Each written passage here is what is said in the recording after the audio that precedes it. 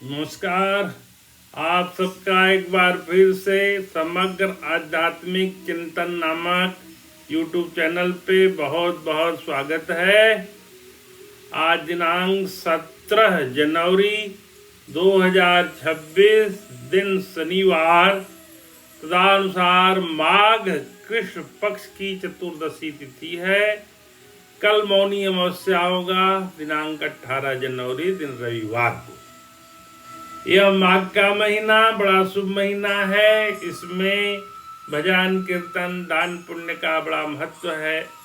इसलिए हम शास्त्र की चर्चा, आध्यात्मिक चर्चा इस महीने में ज़्यादा से ज़्यादा करके अपने कर्तव्य का निर्वहन कर रहा हूँ और आप लोगों को भी उस कर्तव्य बोध से आपको आगाह कर रहा हूँ। गीता की चर्चा कई बार हुई, सुंदरकांड की चर्चा भी हुई। आज उनके मर्म को जान करके उनको जोड़ने का प्रयास करूंगा। अभी दिनांक 15 जनवरी को मकर संक्रांति थी। मुझे एक अत्यंत साधु स्वभाव वाले सज्जन ने, या कहिए बहुत अच्छे महात्मा ने, मुझे उड़िया बाबा की टीका और उड़िया बाबा के उपदेश नामक पुस्तक दी है। उड़िया बाबा की टीका का नाम है गीता तत्वालोक। अब मैं उसका अनुशीलन कर रहा हूँ। जब पूरा पढ़ लूँगा तो उसके अनुसार फिर गीता चर्चा करूँगा। उसके पहले मैंने गीता रस रत्नाकर नामक की टीका के हिसाब से कुछ किया था, जो कि स्वामी अखंडानंद सरस्वती जी का है। स्वामी अखंडानंद सरस्वती जी ने खुद कहा है कि वो उड़िया बाबा की टीका को सर्वोत्कृष्ट टीका मानते हैं। उड़िया बाबा के उपदेश नामक यह पुस्तक भी मैं आप लोगों को दिखाना चाहता हूँ। एक अद्भुत पुस्तक है और आज के जितने वृंदावन में संत समाज है उसके जो शिखर पुरुष हैं प्रेमानंद जी महाराज, मैं उनकी स्मृति को भी प्रणाम करता हूँ। प्रेमानंद महाराज ने खुद कहा है कि उड़िया बाबा के उपदेश नामक पुस्तक वो उनके हमेशा सिरहाने रहती है और वे अक्सर उसका पाठ करते रहते हैं। उनकी बातों का अनुशीलन और चिंतन मनन करते रहते हैं। जब भी उनने कहीं कोई संदेश होता है तो उड़िया बाबा के संदेश को जरूर पढ़ते हैं। तो आज उसी उड़िया बाबा के संदेश को रख के अपने सामने मैं यह चर्चा कर रहा हूँ और आखिर में उनके द्वारा दिए गए कुछ संदेशों को आपके सामने पढ़ने का प्रयास करूँगा। विगत चर्चा में मैंने विवेकानंद जी के बारे में कुछ बोला था। विवेकानंद जयंती के अवसर पर मेरा यह उपदेश था, इसलिए बोला था। आज उस चर्चा में थोड़ा सा एडिशन ही करना चाहूँगा। विवेकानंद जी की 4 पुस्तकें हैं, राजयोग, ज्ञान योग, कर्म योग और भक्ति योग, जो बड़ी छोटी छोटी पुस्तकें हैं। विशेषकर युवा वर्ग से 30-35 वय के उम्र के युवा लोग इन पतली पुस्तकों का जरूर अनुशीलन करें। यह उनके अंदर एक अपार उत्साह का संचार कर देगी।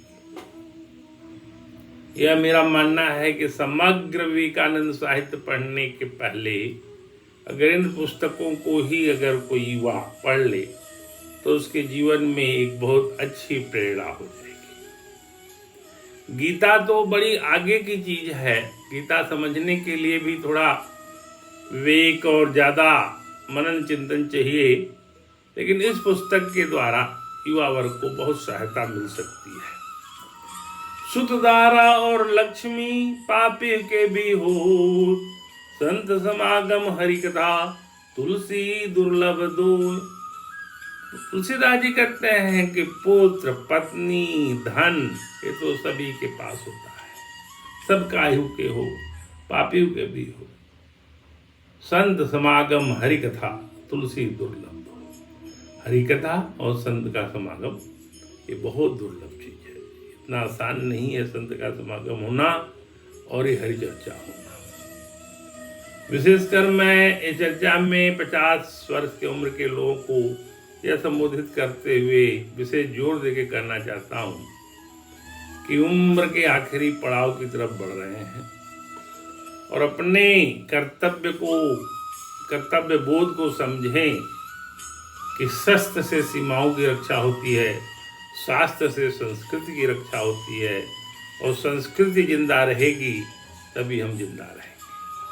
नहीं, जिन लोगों की संस्कृति नष्ट भ्रष्ट हो गई वो कहीं के न रहे, वो संस्कृतियां मिट गई।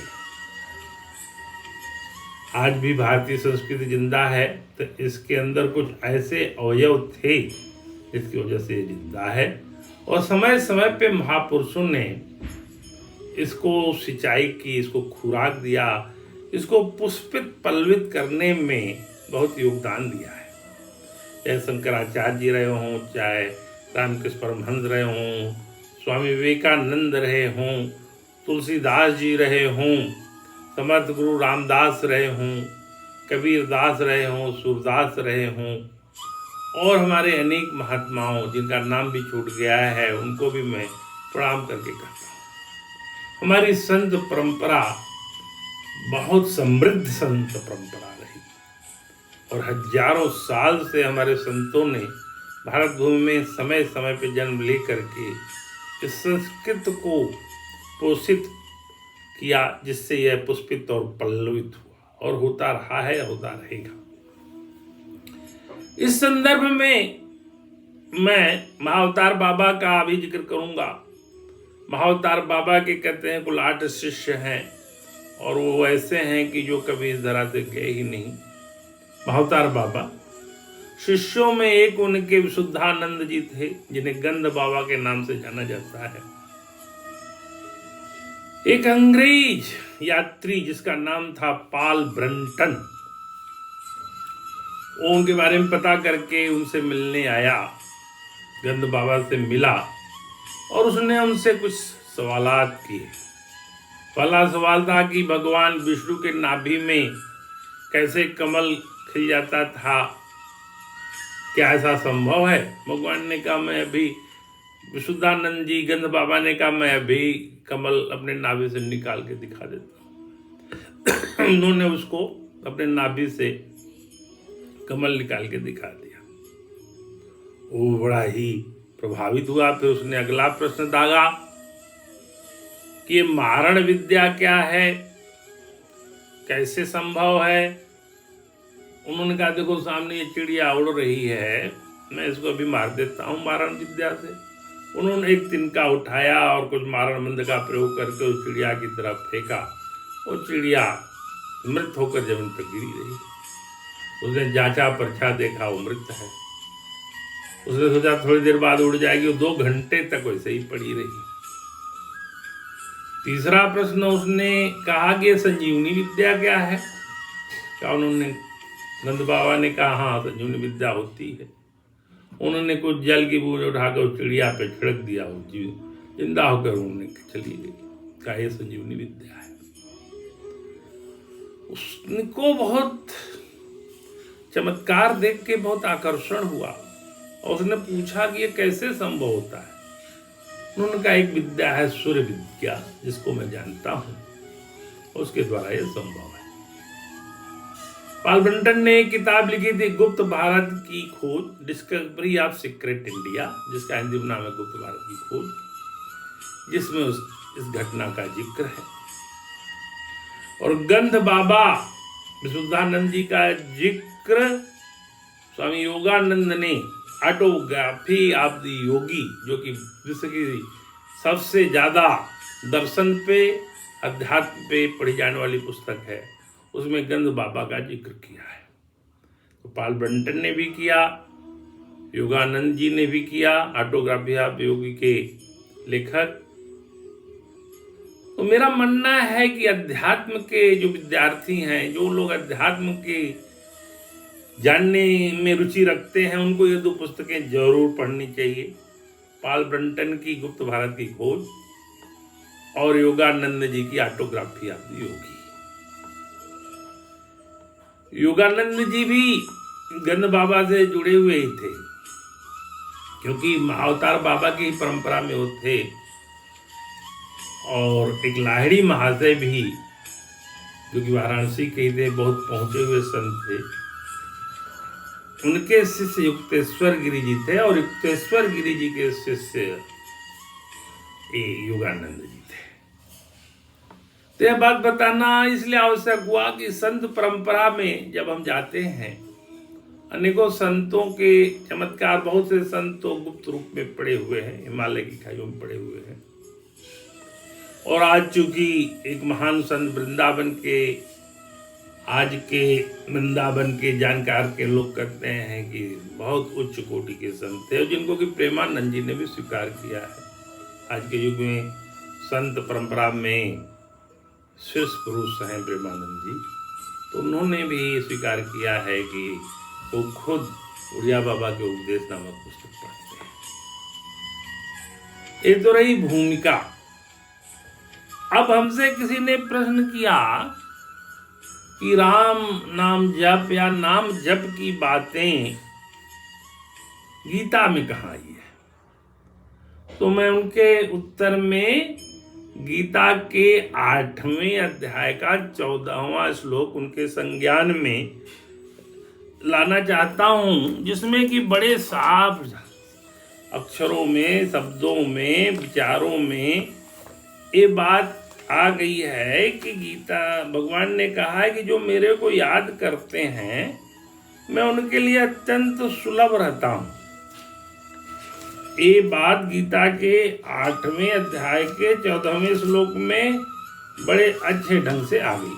अनन्य चेता सत्तं यो मां स्मृति नित्य स तस्याहं सुलभ पार्थ नित्य युक्तस्य योगिनः। हे पितानंदन, अनंत चित्त वाला जो मनुष्य मेरा नित्य निरंतर स्मरण करता है, उससे नित्य निरंतर मुझ में लगे हुए योगी के लिए मैं सुलभ हूं, अर्थात उसको सुलभता से प्राप्त हो जाता है। यानी जो अनन्य चेता हो, अनन्य भाव से नित्य निरंतर मेरा स्मरण करता है, यही तो नाम जप है। तो गीता में बात आई हुई है, कोई चीज गीता से बाहर नहीं है।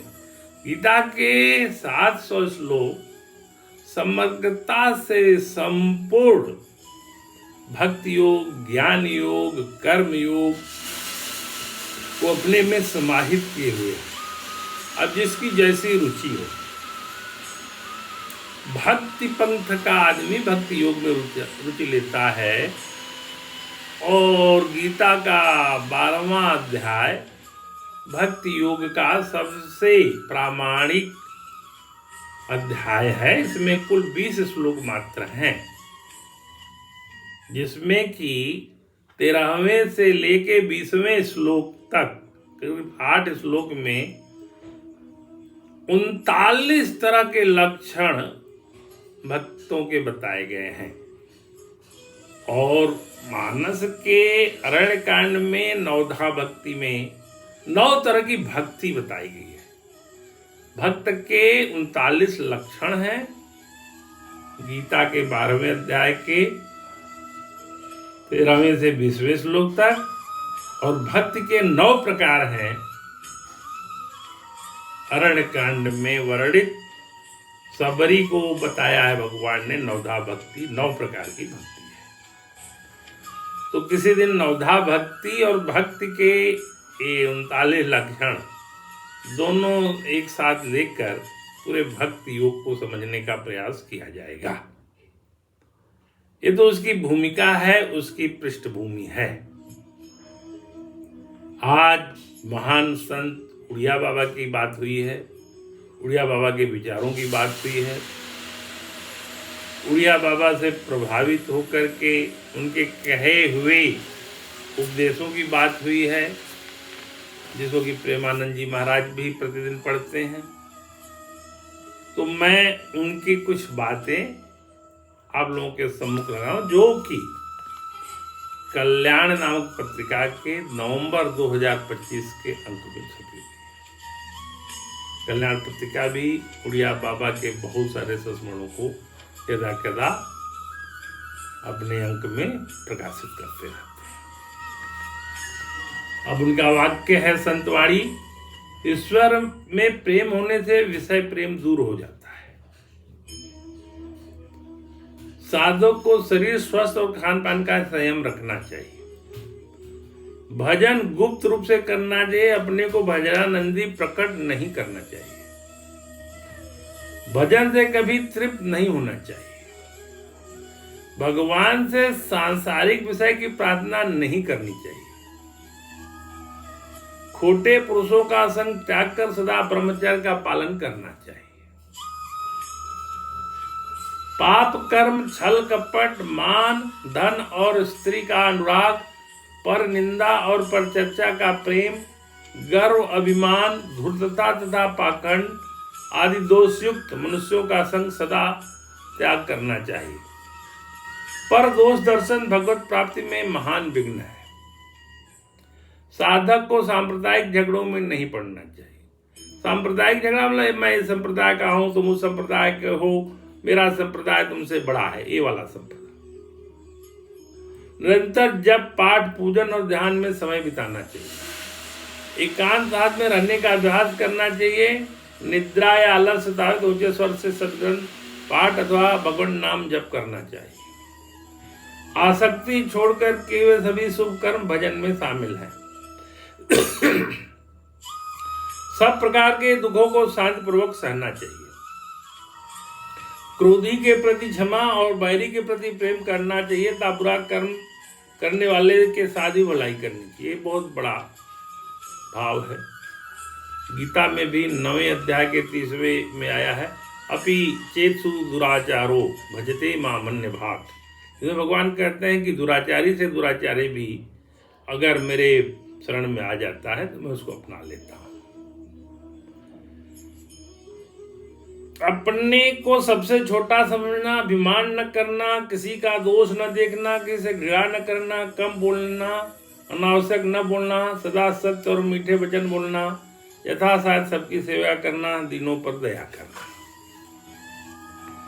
विवाह उत्सव आदि जनसमूह में कम शामिल होना, पापों से सावधान रहना और ईश्वर पर पूर्ण विश्वास करना, ये साधक के आवश्यक गुण है। ये साधक के गुणों में आया है।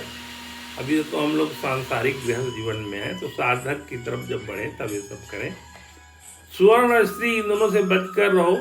ये भगवान और जीव के बीच में खाई बनाते हैं, जिसे यमराज मुंह में धूल डालता है। अविनाशी भगवान और जीव के बीच में 3 धाराएं हैं, नदियां हैं, कुल, कांचन और कामनी। जो इन तीनों को पार कर लेता है, इसमें आसक्त नहीं होता और भगवान के पास पहुंच जाता है। 3 बातें सदा याद रखनी चाहिए: दीनता, आत्मचिंतन और सद्गुरु सेवा। भजन के विघ्न है लोक में मान प्रतिष्ठा होना, देश देशांतर में ख्याति होना, धन लाभ होना, स्त्री में आसक्ति होना, संकल्प सिद्धि अर्थात जिस पदार्थ की मन में इच्छा हो वही प्राप्त हो जाना। ये भजन में विघ्न है।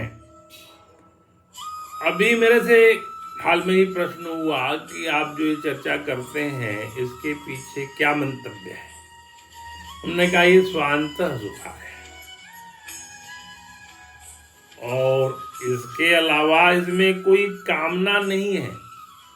न तो वित्त इष्टा है न लोक इष्टा है। मैं कोई YouTube चैनल चला करके इसके बहुत ज़्यादा व्यू बना करके कुछ अर्थ प्राप्ति का कोई भाव नहीं है। मैं तो स्वांतः सुखा इसको कर रहा हूँ। और लोकेशा कोई मेरी बात सुनता है नहीं सुनता है, जो मेरे को अच्छा मिलता है, अगर 100 लोग भी मेरे को सुन रहे हैं और मेरे को डिस्कस कर रहे हैं, मेरे विचारों को जो कि गीता के प्रति मेरे अपने मनोभाव है सुनते हैं, तो मैं सोचता हूँ भगवान की सेवा है। जैसा कि उन्होंने 18वें अध्याय में आखिर में कहा है कि जो मेरी बातों को लोगों के सामने लाता है मैं उससे बड़ा खुश रहता हूँ। तो भगवान को खुश करने के लिए मेरा एक भाव है और ये मेरे को इसमें जो है स्वांतः सुखा है। इकिगाई नामक एक जापानी पुस्तक है, उसमें लिखा है जो आपको अच्छा लगे उसे जरूर करना चाहिए। तो मेरे को अच्छा लगता है इसलिए मैं करता हूँ। भगवत प्राप्ति के लिए अवश्य करना चाहिए सहनशीलता का अभ्यास, समय को व्यर्थ न गंवाना, पदार्थ पास होने पर भोगन की इच्छा न करना, निरंतर इष्ट देव का चिंतन करना तथा सदगुरु की शरण ग्रहण करना। भगवान 4 मनुष्यों पर अधिक प्रेम करते हैं। किन 4 पर अधिक प्रेम करते हैं? दान करने वाले पे प्रेम करते हैं, लेकिन जो कंगाल होते हुए भी दान करता है उस पर ज्यादा प्रेम करते हैं। शूरवीर पर प्रेम करते हैं, लेकिन जो शूरवीर विचारवान होता है उस पर ज्यादा प्रेम करते हैं। दीन पर प्रेम करते हैं, लेकिन जो धनी होकर भी दीन हो जाता है उस पर ज्यादा प्रेम करते हैं। भक्त पर प्रेम करते हैं, लेकिन जो बचपन या जवानी में ही भक्ति करता है उस पर ज्यादा प्रेम करते हैं। ते थे उड़िया बाबा के विचार, महानुसंत उड़िया बाबा के विचार, जिनके बारे में मैंने आपको विस्तार से बताया। उनकी गीता तत्वालोक अभी मेरे को परसों प्राप्त हुई है, मैं उसका अभी अनुशीलन कर रहा हूँ, फिर उस पर अपनी चर्चा मैं करूँगा। और उड़िया बाबा के उपदेश नामक पुस्तक भी उसी से यह थोड़ा बहुत सुभाषित बातें संतवाणी संग्रहित थी, जो कि गीता प्रेस द्वारा प्रकाशित कल्याण पत्रिका में निकली हुई थी नवंबर 2025 अंक में। उसी को मैंने पढ़ा, आप लोगों के संज्ञान में लाने का प्रयास किया, और यही प्रयास है कि भगवत प्राप्ति की तरफ धीरे धीरे बढ़िए। एकाएक भगवत प्राप्ति नहीं होगी। तो आज मैंने गंध बाबा, शुद्धानंद सरस्वती, पाल ब्रंटन, योगानंद और 2 प्रमुख पुस्तकें ऑटोग्राफी ऑफ द योगी और गुप्त भारत की खोज पाल ब्रंटन द्वारा लिखित का जिक्र किया, जो अध्यात्म के रास्ते में चलने वालों के लिए बेसिक बुक है। और गीता को तो क्या कहा जाए, गीता तो इस जीवन का कोड ऑफ कंडक्ट है। गीता को समझना है तो दिन रात अपने अध्ययन को करते रहिए और अपनी बातों को अच्छे ढंग से करिए। गीता मानव जीवन का मैनुअल है, मतलब लिखा हुआ नियम है मानव जीवन का। इस मानव जीवन के मैनुअल के अगर एक अध्याय का भी प्रतिदिन पाठ हो जाए तो बड़ी अच्छी बात है, और नहीं तो एक श्लोक ही कभी अपने जीवन में उतार लीजिए तो बहुत है। जैसे अनन्य चेता सत्संग यो मास नित्य स तेषाहं सुलभ पार्थ नित्युक्त योगिन, आज का ये श्लोक है। तो अनन्य चेता मतलब हमने कहा था कि नाम जप करिए, नाम जप करिए, कोई भी नाम जप करिए, राम राम करिए, राधा राधा करिए, ओम ओम करिए, जो भी जिसमें आपकी श्रद्धा है करिए। उसमें मेरा कोई ये भाव नहीं है कि इसी नाम का जप होना चाहिए। वसुदेव सुतं देवं कंस चाणूरमर्दनम देवकी परमानंदम कृष्णं वंदे जगद्गुरुम। सर्वे भवन्तु सुखिनः, सर्वे सन्तु निरामया, सर्वे भद्राणि पश्यन्तु, माँ कश्चित् दुर्भाग् भवेत्। नमस्कार, सबको प्रणाम। कल मौनी अमावस्या है, उसकी अग्रिम शुभकामनाएं।